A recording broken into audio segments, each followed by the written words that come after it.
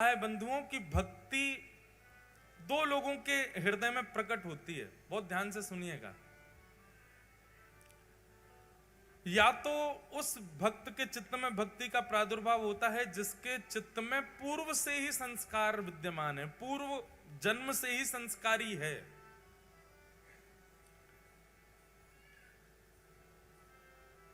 और ऐसे व्यक्ति को ज्यादा सिखाना नहीं पड़ता। पूर्व जन्म के संस्कार ही इतने सुदृढ़ होते हैं कि वो इस जन्म में बाल्यकाल से ही भक्ति मार्ग में आ जाता है। अच्छा, एक बात और आपने सबने अनुभव की होगी कि बाल्यकाल में भक्ति बड़ी प्रगाढ़ होती है।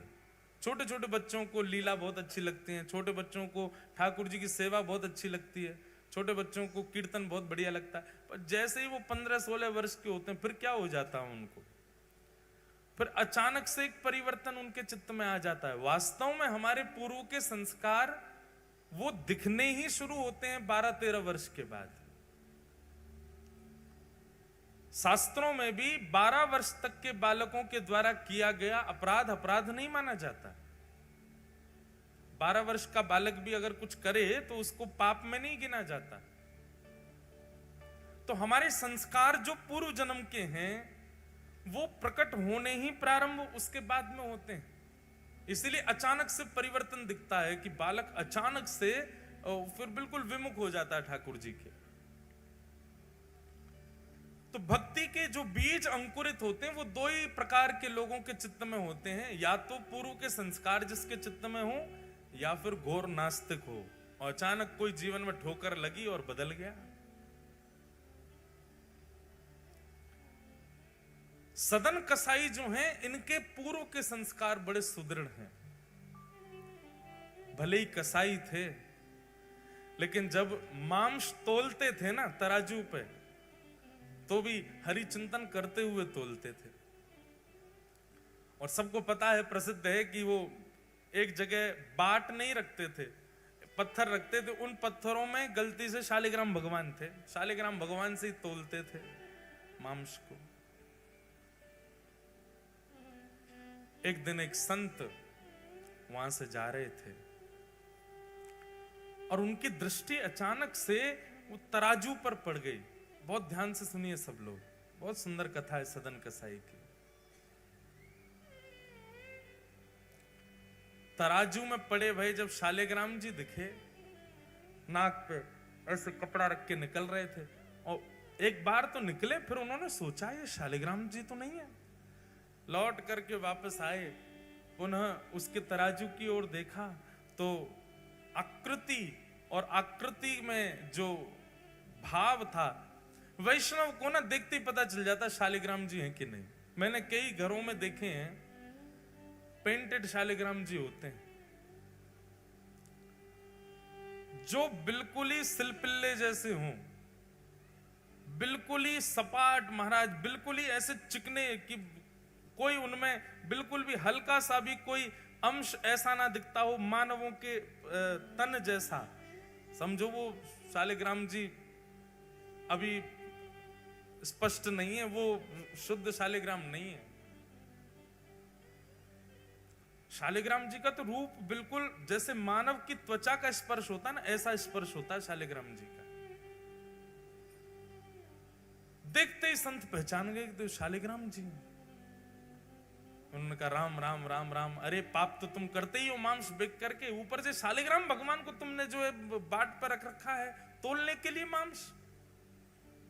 तेरे हाथ पांव जोड़ रहे भैया, इनको हमको दे दो, हम इनकी सेवा करेंगे।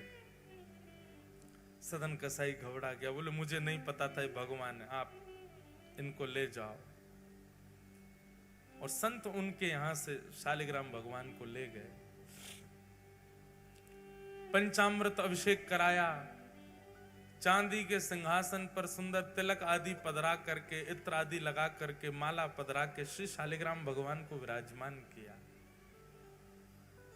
56 भोग लगाए शालिग्राम भगवान के।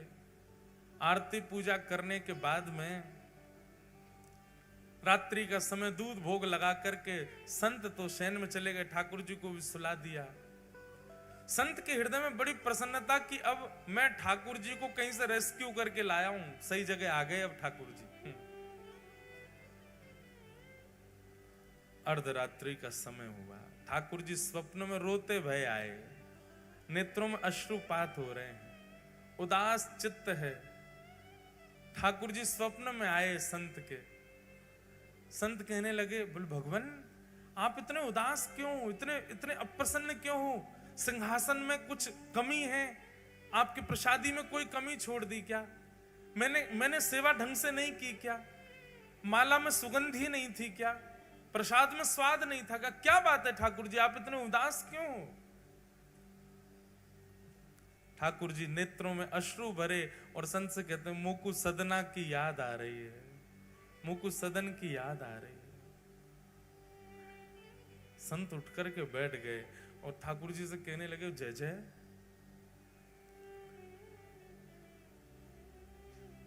उस कसाई की याद आ रही है आपको?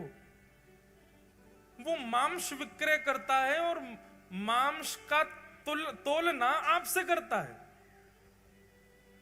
भाई तुलादान अन्न का सुना है, तुलादान हमने व्यंजनों का सुना है, तुलादान सुंदर सुंदर वस्तुओं का होता है, रत्नों का होता है। वो मांस का तुलादान करता है आपसे और आपको उसी की याद आ रही है। क्या अच्छा लगता है आपको सदन के यहां? आपको दुर्गंध नहीं आती? मांस विक्रय करता है वो।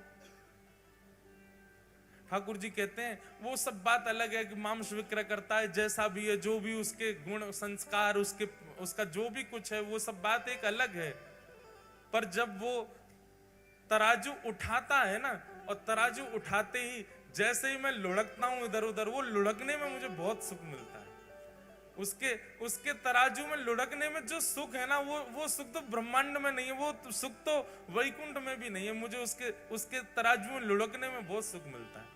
और मैं जब लुढ़कता हूं तो वो मुझे देख करके जब प्रसन्न होता है ना, तो मुझे बहुत खुशी होती है।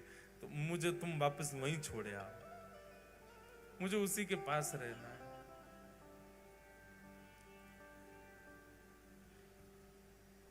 सो ही सुहागन प्रिय जाहिरी जय, कैसा तेरा मेरा। भैया ठाकुर जी आपके नहीं है, ठाकुर जी मेरे नहीं है, ठाकुर जी उसके हैं जिससे ठाकुर जी रीझे भय, उसके। ये बात सत्य है। मैं खूब कहता हूं कथाओं में कि आपके घर में सेवा विराज रही है, आप अपने ठाकुर जी को खूब भाव से सजाते हो, और दर्शनार्थी घर में कोई आते ठाकुर जी को देख करके प्रसन्न होकर के कहे, आपके ठाकुर जी बड़े सुंदर हैं, आपकी सेवा बहुत सुंदर है। तो बस ये समझ जाइए कि आपके लाल जी आपसे बड़े प्रसन्न हैं, आपसे बड़े खुश रहे मैं ठाकुर जी। क्योंकि उनकी प्रसन्नता नहीं होगी तो आप वस्त्र भी धारण नहीं करा पाओगे ठाकुर जी को। वो प्रसन्न हैं, इसलिए नित्य तैयार होते हैं। हम सेवा के लिए आपको बहुत स्पष्ट रूप से कह दें, कईयों के यहां सेवा का दर्शन करके मन बहुत उदास भी हो जाता है। ना तो वो पोशाक ढंग से डरा पाते, ना वो ठाकुर जी को नीलामे दुलामे, ना महाराज कार्य पड़ गए, ठाकुर जी के मैल जम गो पूरे शरीर में। ऐसे ठाकुर जी को देख के फिर मन होता तो है कि कुछ कह दें, भैया इनको करो ढंग से। पर फिर मन में एक बात आती है कि भाई जे सेवा कर रहे हो ठाकुर जी करवा रहे, हम क्यों बीच की भुआ बने?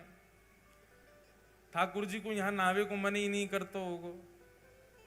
ठाकुर जी कहते होंगे नावे के काज दुनिया पड़ी है, सब नवाई रहे, मैं यहां ना रहो। कभी कभी ऐसा, क्योंकि एक बार जगन्नाथपुरी की लीला है, श्री जगन्नाथ जी में उड़िया भक्तों की सेवा तो आज भी देख लो आप जाकर के, तो महाराज यूं कहोगे जय हो, ये तो धन्य है।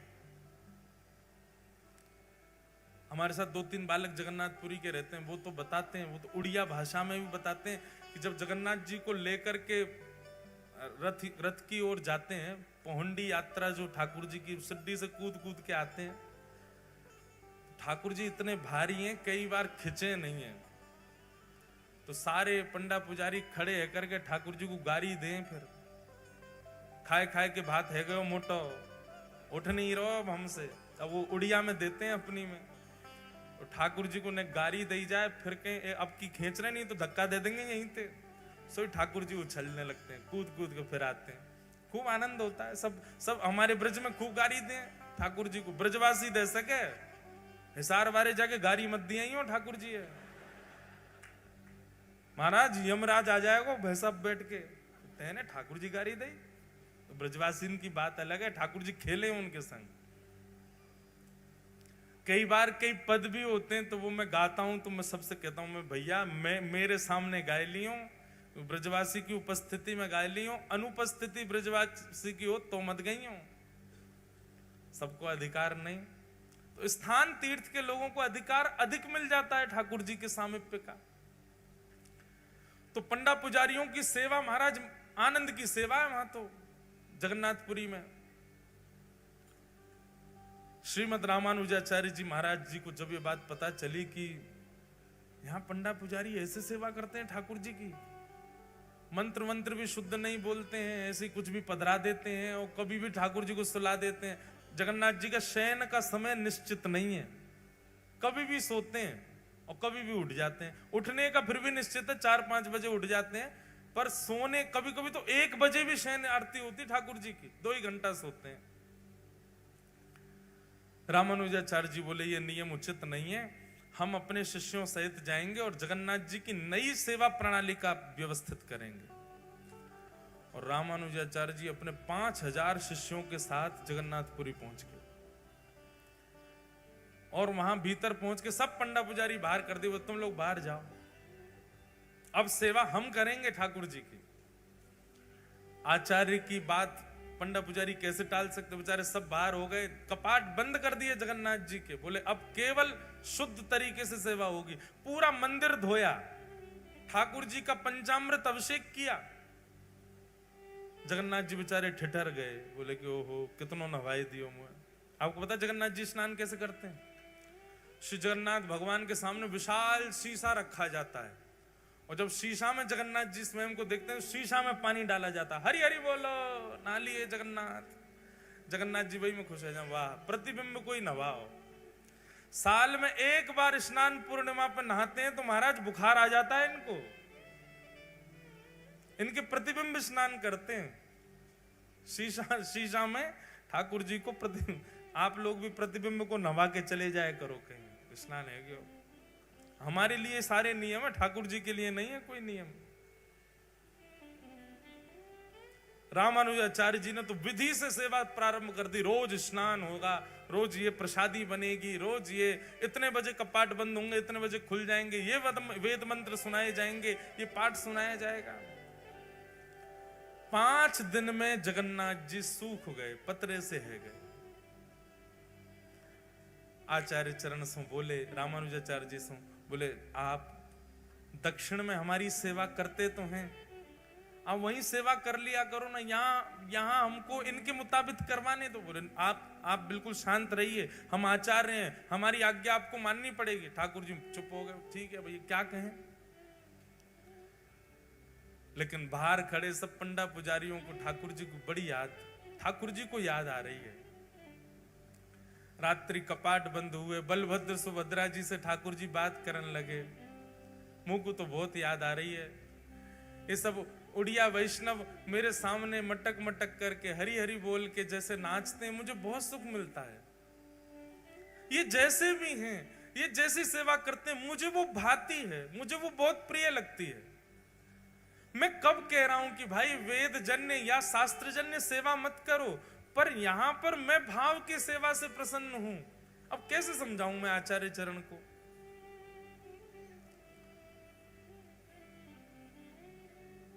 अच्छा, ठाकुर जी ज्यादा इसलिए भी नहीं बोल पा रहे कि बलराम जी जो हैं यही तो रामानुजाचार्य हैं, शेषावतार है रामानुजाचार्य। अब ज्यादा कैसे बोले जब बगल में ही तो बैठे हैं। तब अर्धरात्रि का समय, सब सो रहे थे। ठाकुर जी ने गरुण जी को बुलाया, द्वार पर बैठे, इधर आओ। तो जी जय जय आज्ञा। बोले काम करो, विशाल स्वरूप धारण करो, इतने बड़े पर कर लो। सोते हुए रामानुजाचार्य जी उनके सबरे शिष्यन को ले जाके दक्षिण छोड़े आओ और द्वार खोल दो हमारे।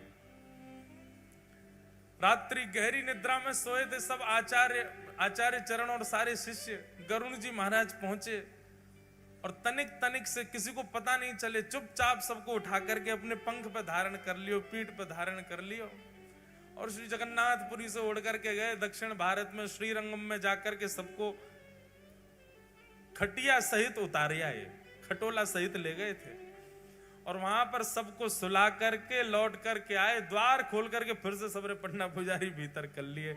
जगन्नाथ जी झूमन लगे, बोला हाँ अब सुख है, अब बढ़िया है, सबरे आ गए फिर से। यहां रामानुजाचार्य जी सुबह सुबह जैसे नेत्र खुले, स्थान ही बदल गए, द्वार ही बदल गए, खिड़की बदल गई, वातावरण बदल गया, सब कुछ बदल गया। और बाहर आकर के जब देखा, पूछने लगे आपस में, अफरा तफरी मच गई, कहां आ गए हम? तब किसी ने बताया वो तो श्रीरंगम है।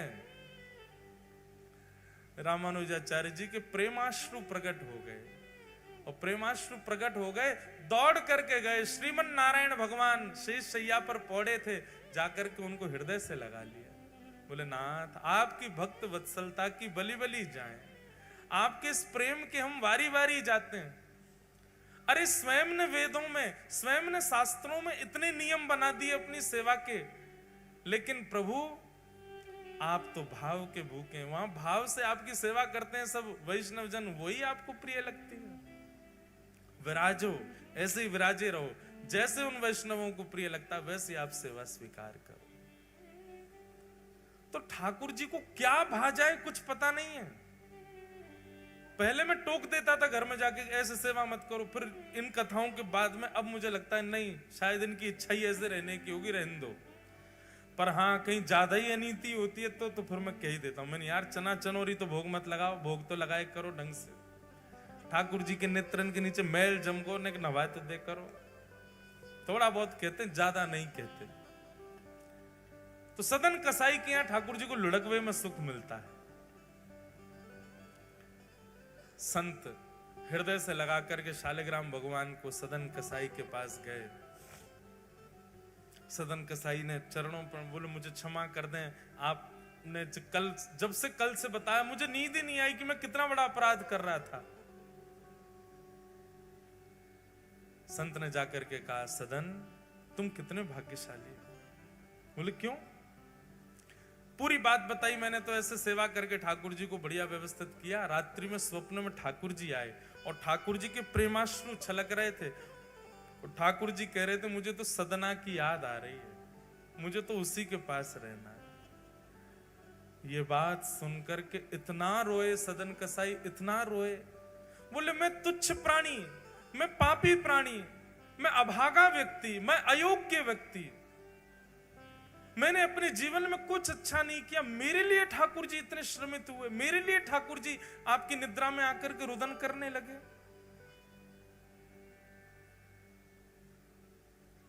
सदन कसाई ने उसी क्षण अपनी दुकान आदि तो सब बंद कर दी, बेग बाग दी, सारा काम छोड़ दिया। बोले कि अब शेष जीवन जिस प्रकार ठाकुर जी मेरे लिए विरह आतुर हुए, अब मैं ठाकुर जी के लिए विरह आतुर हूंगा। ठाकुर जी को मेरे लिए विरह सहना पड़ा और विरह में अपना जीवन व्यतीत करने लगे सदन कसाई। कथाएं सुनते, नित्य श्रवण करते, कहां है नाथ, कैसे हैं नाथ, बस उसी विरह में रहते।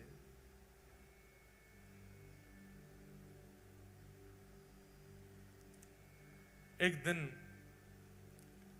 जिस गांव में सदन कसाई रहते थे उस गांव की कुछ टोलियां जा रही थीं, जय जगन्नाथ घोष कर रहे थे। सदन कसाई ने पूछा आप सब कहां जा रहे हो? बोले महाप्रभु श्री जगन्नाथ जी विराज रहे हैं उड़ीसा में, उनके दर्शन करने के लिए जा रहे हैं। सदन कसाई ने कहा आपकी आज्ञा हो तो मैं भी चल दूं साथ में। सब जन बोले अब दो चारों ने तो हाँ किया, बाकी सब उसको हीन भाव से देखने लगे, ये तो कसाई है, ये तो ऐसा है, ये हमारे संग चलेगा, इसका स्पर्श होगा, पानी छू देगा, अन्न छू देगा, हम कैसे पाएंगे। उन सबके बीच में होने वाले उस प्रतिकार को सदन कसाई ने बुरा नहीं माना बल्कि अच्छा माना। एक बात हमारी बहुत ध्यान से सुनना बंधुओं, कभी यदि वैष्णव भक्त को जीवन में प्रतिकार सहना पड़े कभी वैष्णव भक्त को अपने जीवन में किसी से अपमान सहना पड़े तो उस अपमान को, उस प्रतिकार को आप ठाकुर जी का आशीर्वाद ही समझो। ये बात हम कह रहे हैं, मंच से आप सुन रहे हो, पर इसको फॉलो कोई नहीं करेगा।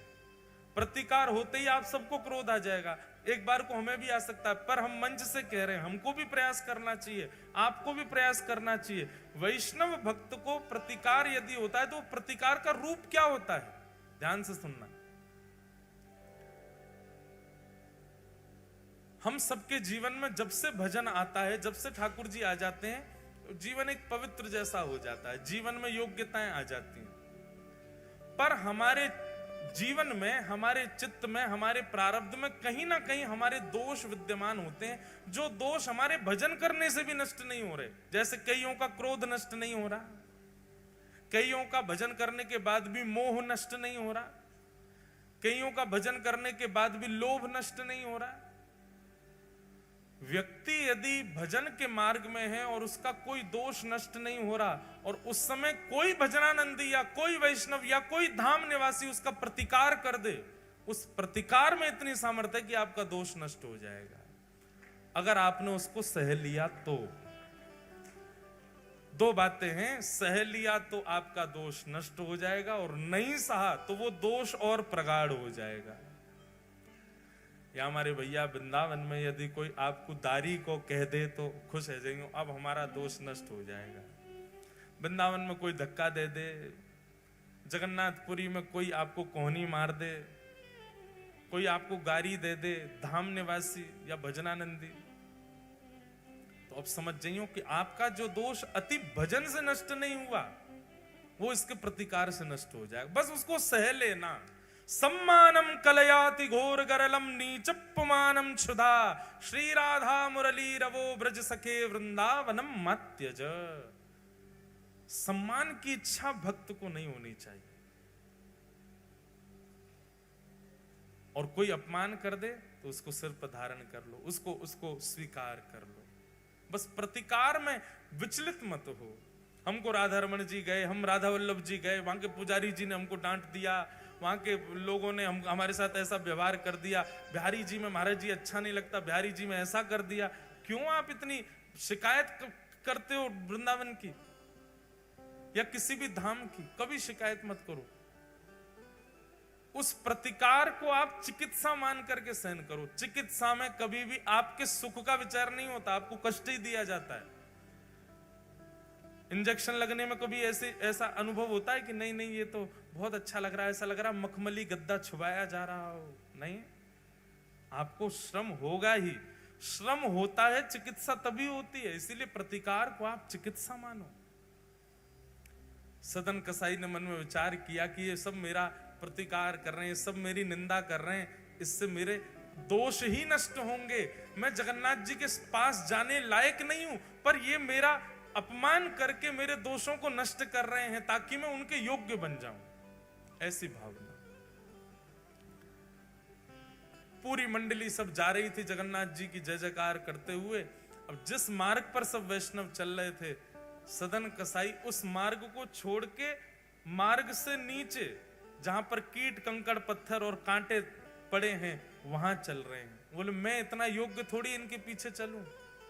अपना मार्ग बदल करके चलने लगे, और ज्यों ज्यों जगन्नाथ जी के समीप जा रहे हैं त्यों त्यों आनंद में भरते जा रहे हैं, त्यों त्यों नेत्रों से आंसू निकल रहे हैं। कैसे होंगे जगन्नाथ जी? मैंने सुना है उनकी भुजाएं नहीं है, मैंने सुना है उनके चरण कमल का दर्शन नहीं, मैंने सुना बड़ी बड़ी आंखें हैं, कैसा अधरामृत है, कैसा सुंदर मुखमंडल है। सबका विचार चिंतन करते हुए श्री सदन कसाई जी जा रहे हैं।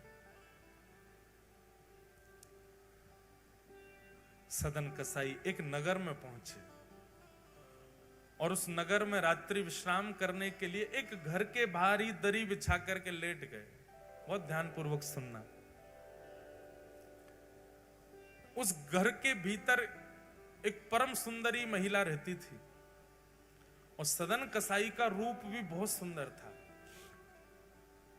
ठाकुर जी परीक्षा ले रहे हैं, पहले प्रतिकार करवाया, अब परीक्षा ले रहे हैं।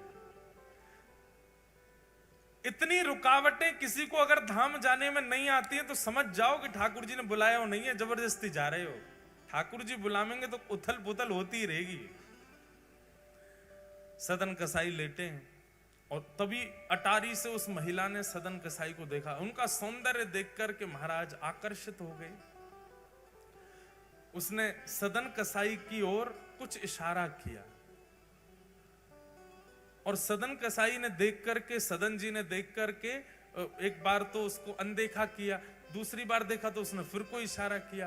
तो सदन जी ने ऐसा कुछ इशारा किया कि उस कन्या को, उस महिला को यह लगा कि ये मुझे कह रहा है कि तू विवाहिता है, पहले अपने पति को मार तब मैं रहूंगा तेरे साथ। उस मन चली महिला ने तुरंत गई और जाकर के अपने पति का वध कर दिया, मार दिया। विषय जब आपके चित्त में प्रगाढ़ हो जाता है ना, एक बात भगवान गीता में कहते हैं, ध्यायतो विषयाम पुंसः संगस्तेषु उपजायते। ठाकुर जी कह रहे हैं कि विषय का ध्यान ज्यादा बुरा है। इतना बुरा विषय भोगना नहीं होता, विषय का भोग तो बहुत बाद में होता है, पर विषय की स्मृति करना, विषय का ध्यान करना, वो बहुत बुरा है। साधक को विषय स्मृति नहीं करनी चाहिए, विषय का चिंतन नहीं करना चाहिए। बहुत ध्यानपूर्वक सुनिएगा। विषय चिंतन जब हम करते हैं और उस समय विषय जो विकार हमारे चित्त में, मस्तिष्क में प्रकट करता है, वो ज्यादा बुरे हैं, वो ज्यादा पापजन्य होते हैं।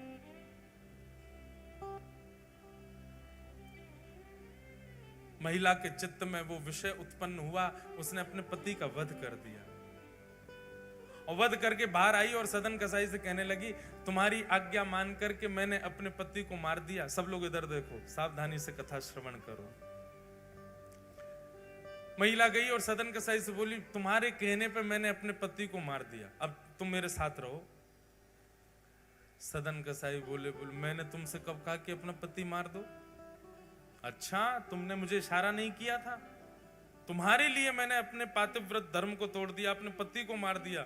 मैंने इसलिए मारा क्योंकि तुम संग रहोगे, तुम मुझसे विवाह करोगे और तुमको मेरे संग रहना ही पड़ेगा, और तुम नहीं रहे तो पूरे नगर में हल्ला मचा दूंगी कि तुमने जानबूझ करके मेरे पति की हत्या करवा दी और फिर मेरा त्याग कर दिया। सदन जी तो मंद मंद मुस्काने लगे, बोले, ठाकुर जी, प्रतिकार सहन करने के लिए मैंने स्वीकार किया था कि मैं प्रतिकार सहन करूंगा, पर मुझे नहीं पता था कि आप इतना बड़ा प्रतिकार करवा दोगे। ठाकुर जी बहुत खेलते हैं बंधु। एक बात हमको याद आती है हमारे पंडित श्री गया प्रसाद जी महाराज की।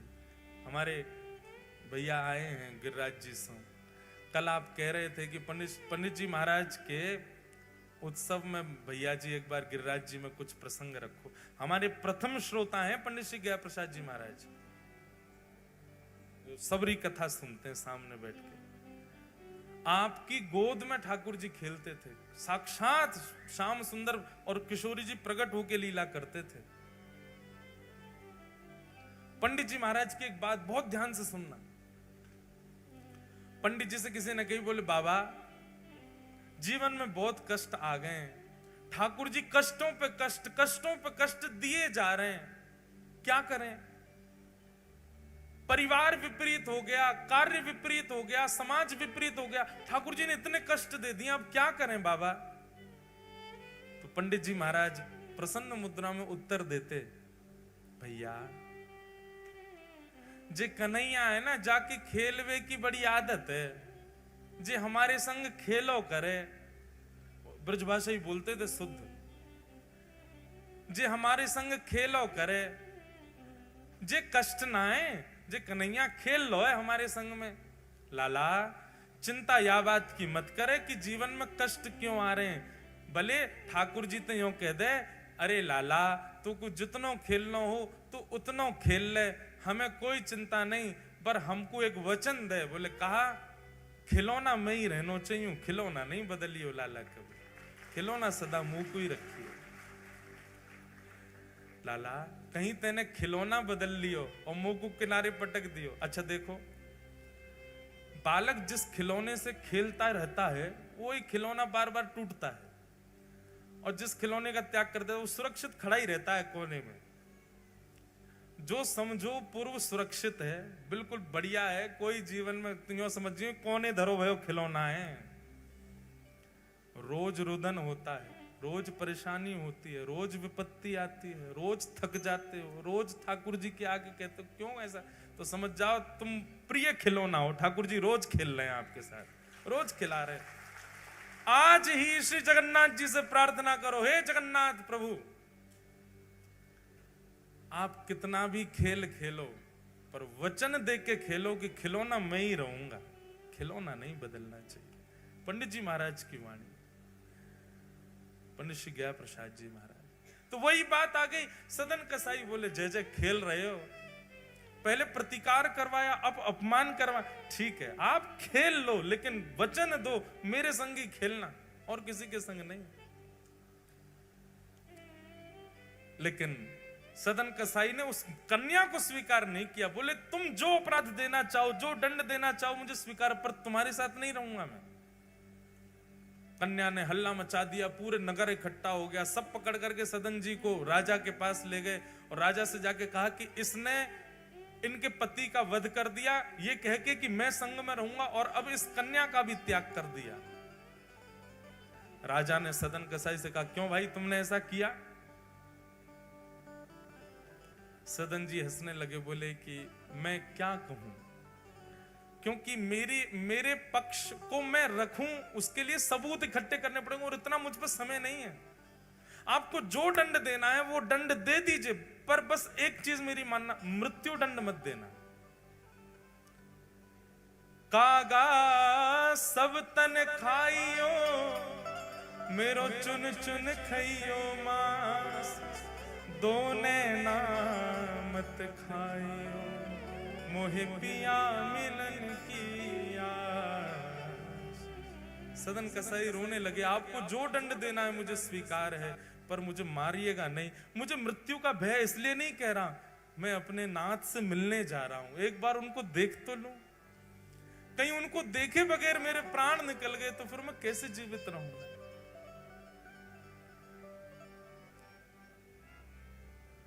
मीराबाई का एक पद है, बहुत सुंदर पद है, मुझे बहुत प्रिय लगता है।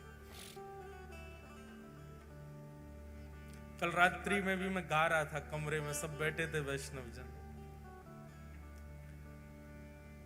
कबहू मिले पिया मोरा गोविंद, कबहू मिले पिया मोरा गोविंद, कबहू मिले। नेत्र बंद करके शब्द सुन करके गाओ। मीराबाई का बहुत सुंदर पद है। ठाकुर जी से प्रार्थना कर रही है, कब मिलोगे आप मुझे?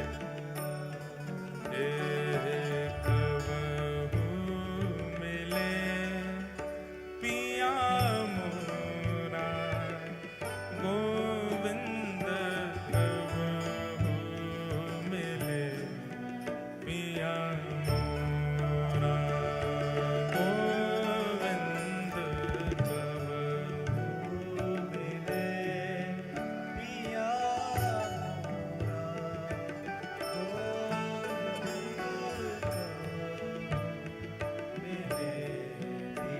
पिया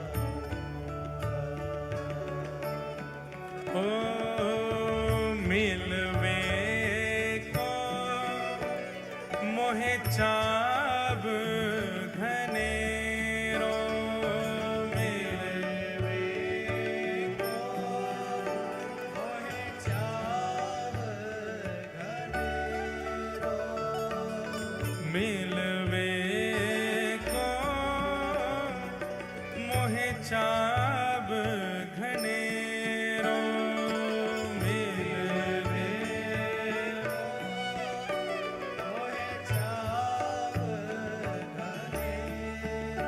हो कब